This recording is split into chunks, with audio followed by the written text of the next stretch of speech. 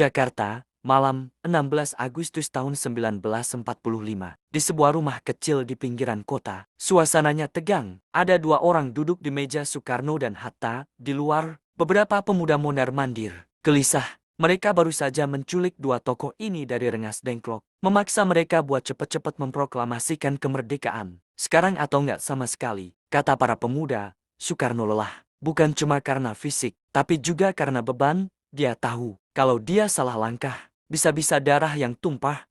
Tapi dia juga tahu, kalau terus menunda, Indonesia bisa kehilangan momentum, karena hari itu Jepang sudah kalah dari sekutu. Tapi Belanda belum datang lagi, ada kekosongan kekuasaan. Dan para pemuda tahu, ini waktu kita, ini detik kita. Akhirnya, malam itu, mereka menulis. Di atas kertas sederhana, bukan di atas podium mewah, bukan dengan mikrofon besar, tapi dengan pena, dan dengan janji, bahwa bangsa ini tidak akan dijajah lagi oleh siapapun. Pagi harinya, 17 Agustus tahun 1945, di sebuah rumah di Jalan Pegangsaan Timur 56, Soekarno berdiri, pakai kemeja putih, peci hitam. Di sebelahnya, Hatta. Tak banyak orang, cuma segelintir saksi, tapi kata-katanya menggetarkan dunia. Itu bukan sekadar kalimat, itu pernyataan jiwa, bahwa setelah ratusan tahun dijajah oleh Portugis, Belanda, Jepang, akhirnya kita berdiri.